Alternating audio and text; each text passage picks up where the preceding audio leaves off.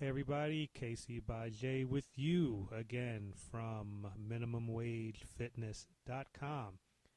And we're heading into week number 2, and as promised last week, here's some exercises, ideas, and modifications. By the way, Minimum Wage Fitness is on Facebook, and if you wouldn't mind going over and giving us a little likey-like, that would be very much appreciated.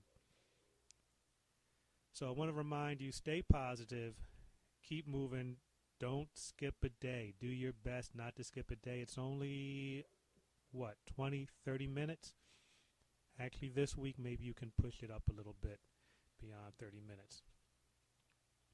So as usual, I'm running late because I was hanging out with the guys, working out in the old school gym there. You can see my six-pack. Yeah, that's me hanging up there. Right. So I literally do this at the last minute. I kind of improv my way through it.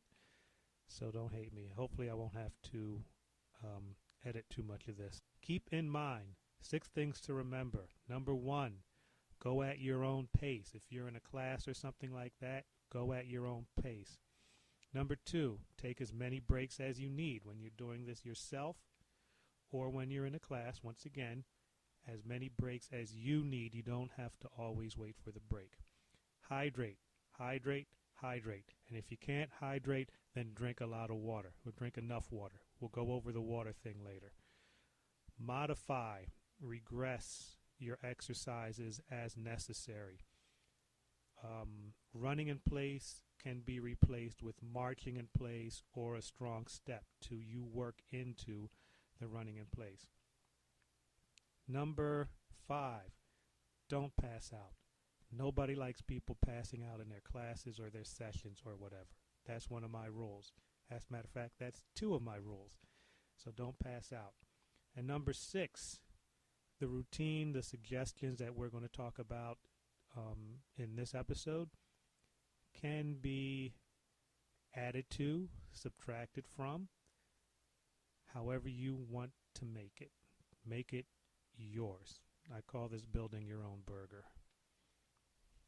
So let's start with number 1, running in place. I always start with running in place or marching in place because it's probably the easiest of the exercises to do next to walking. You could do this for the whole 30 minutes if you wanted to, or you could run up and down the steps. As a matter of fact, if you do live in an apartment or something like that, go back in the fire escape, run up a couple of steps, a couple of flights of steps, and see how many flights you can get before you're all out of breath. Number 2, jumping jacks. Running in place goes straight into jumping jacks. I generally encourage my groups to reach and touch their fingers because I want them to loosen up in the latissimus dorsi area. Also, for all these exercises, if you're doing them at home, you can go for a count. You can count 1, 2, 3, 4, whatever, up to 50, up to 100 if you want to. Or you can go for time. There are timers on the internet that you can use. Number 3, heel-toe shuffle. Just shuffling along, hopping on the heel toe, or stepping it, like the Ghostbusters dance. I probably should have used Ghostbusters for this slide. Exercise number 4, shadow boxing. There are 4 standard punches usually demonstrated in the classes: jab, cross, hook, uppercut, but we can go over that later.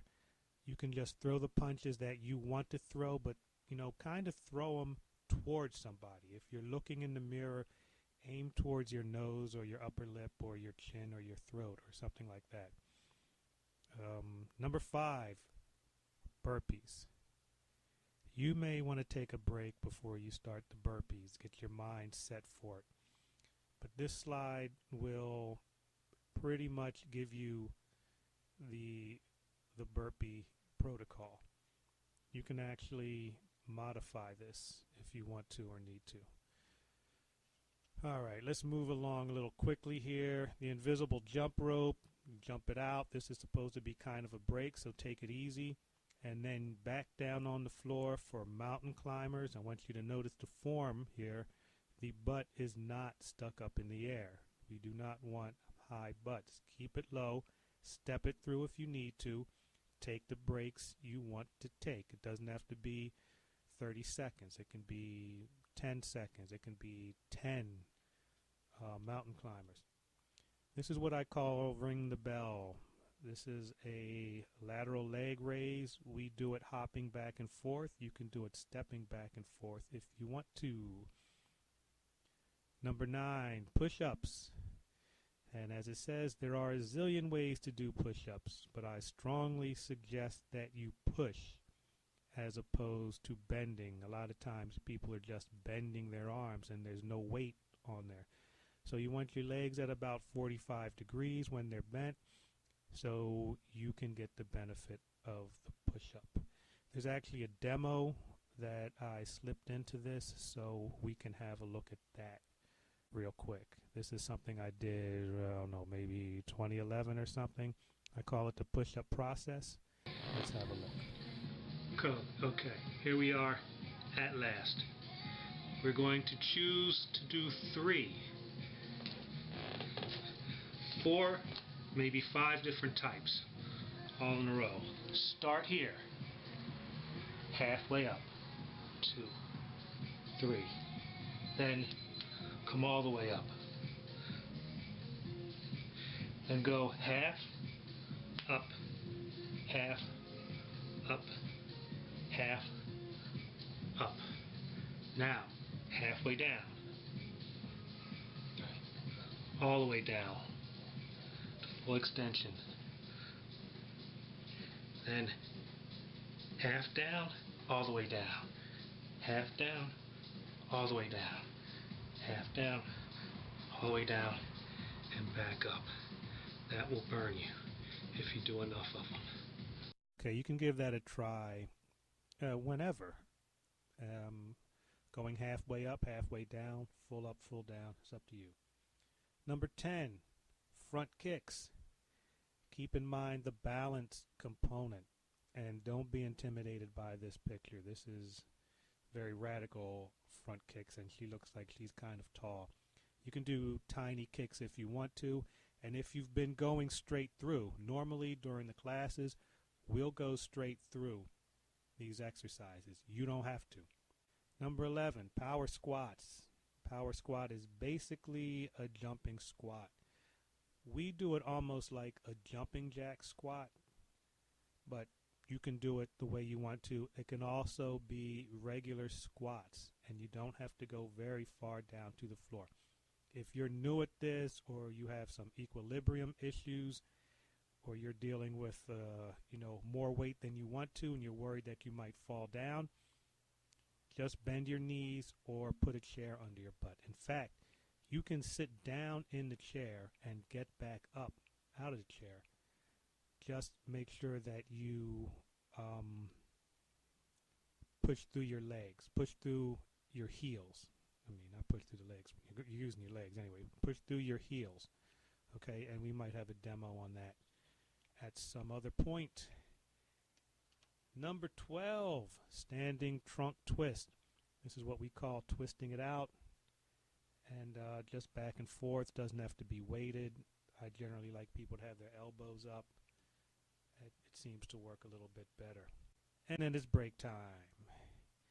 Like I said, we go for about 7 minutes straight, depending on how fast you're moving, how comfortable you're moving through this. These 12 exercises can take the whole 20 to 30 minutes.